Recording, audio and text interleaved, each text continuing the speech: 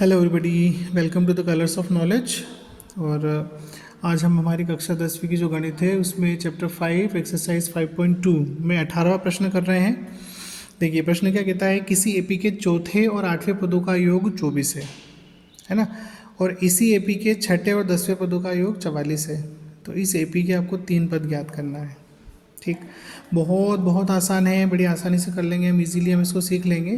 देखिए जैसा बोला गया वैसे वैसे करते जाइए। तो प्रश्नानुसार चौथे और 8वें पदों का योग मतलब A4 प्लस A8, चौथा पद A4, 8वां पद A8, कितना है ये, इसका योग 24 है।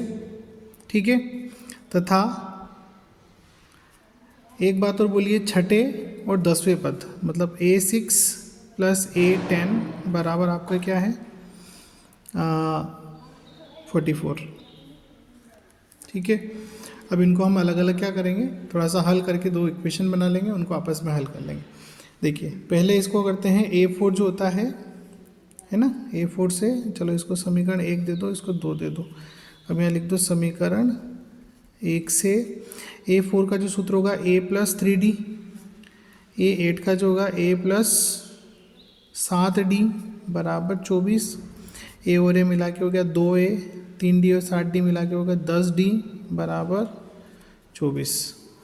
ठीक है, यहाँ पे 2 कॉमन निकल रहा है तो निकाल लो, 2 कॉमन निकालोगे तो A प्लस 5D ये बचेगा बराबर 24, A प्लस 5D बराबर ये 2 जाएगा 24 के नीचे, तो A प्लस 5D जो है वो बराबर हो जाएगा 12 के। ये हो गया समीकरण नंबर 3। ठीक है, देखिए इसी प्रकार समीकरण 2 से लिखेंगे हम। इसी प्रकार समीकरण 2 में क्या है, A6 और A10 का योग है आपका। तो A6 मतलब A प्लस 5D है ना, समीकरण 2 से लिख दो, समीकरण 2 से A प्लस 5D और फिर प्लस आपका A प्लस 9D 10वां पद बराबर 44। ठीक है, ए और ए मिला के हो गया 2A और 9D और 5D मिला के हो गया आपका 14D बराबर 44। ठीक है, 2 यहाँ पर भी कॉमन निकल रहा है तो A प्लस 7D बराबर 44, A प्लस 7D बराबर 44/2 से काटेंगे आप तो आएगा 22, तो ये हो जाएगा A प्लस 7D बराबर 22। ये समीकरण नंबर क्या हो गई, 4 हो गई। अब समीकरण 3 और 4 को आपस में हल कर लेंगे, तो विलोपन विधि से हल कर लेते हैं। समीकरण 3 तथा 4 को विलोपन विधि द्वारा हल करने पर, ठीक है, विलोपन विधि से हल करेंगे तो क्या आएगा, A प्लस 5D बराबर आपका 12 है और A प्लस 7D बराबर आपका है 22।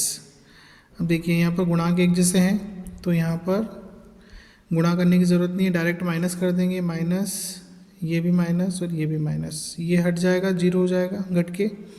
7D में से 5D घटाएंगे तो माइनस के 2D आएंगे क्योंकि नेगेटिव वैल्यू बड़ी है। 22 में से 12 घटाएंगे तो माइनस के 10 आ जाएंगे। ठीक है, तो अब इसको थोड़ा सा और आगे हल करेंगे हम। देखिए इसी को आगे हल करेंगे, -2D बराबर माइनस के 10, ये लिखा हमने -2D बराबर माइनस के 10। अब यहाँ पर D का मान चाहिए तो माइनस के 10 बटे माइनस के 2 काट देंगे, क्या मिलेगा 5, तो D बराबर हो गया आपका 5।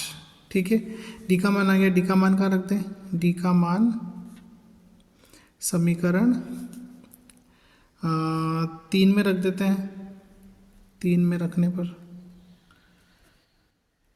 3 में रखोगे, 3 है A प्लस 5D बराबर 12, A प्लस 5D बराबर 12, तो A प्लस 5 गुणा 5 बराबर 12, तो A 5 बार 25 होगा। इसको उधर भेज देंगे हम पक्षांतर करके, तो माइनस के 25 उधर चले जाएंगे, तो आपका A बराबर जो है वो मिल जाएगा आपको माइनस के 13। ठीक है, मतलब इस समांतर श्रेणी का जो पहला पद है वो आ गया -13। अब इसमें क्या करना है, इसमें हमें प्रथम 3 पद ज्ञात करना है। ठीक है, तो प्रथम 3 पद ज्ञात करने के लिए यहाँ लिखेंगे हम नीचे, देखिए, तो इसके प्रथम 3 पद हमें लिखना है। तो पहला पद हमने निकाला a बराबर -13। अब प्रथम 3 पद लिखने के लिए देखिए समांतर श्रेणी के जो 3 पद होते हैं, मतलब समांतर श्रेणी जो होती है उसमें पहला पद a, दूसरा पद a+d, तीसरा पद a+2d, चौथा पद a+3d, इस प्रकार से आगे बढ़ते जाएगा। तो a का मान -13, a+d मतलब -13 प्लस के 5, क्योंकि d का मान हमने 5 निकाला है। ठीक, फिर a तो -13 प्लस तो +2 और d तो 2 × 5, इसको हल करेंगे। -13 ऐसे ही -13 में से +5 आपको क्या करना, माइनस करना है। तो ये घट जाएंगे आपस में, तो -8 और 5 दूनी 10 होगा। ये 13 में से 10 घटेंगे तो -3 आपको मिल जाएंगे। तो ये जो समांतर श्रेणी है इसके 3 पद हमने ज्ञात कर लिए, जो प्रश्न क्रमांक 18 है, प्रश्नावली 5.2। ठीक है, तो आशा करता हूँ आपको समझ आया होगा। Thanks for watching. वीडियो को लाइक करें, चैनल को सब्सक्राइब करें और मुझे सपोर्ट करें। Thank you.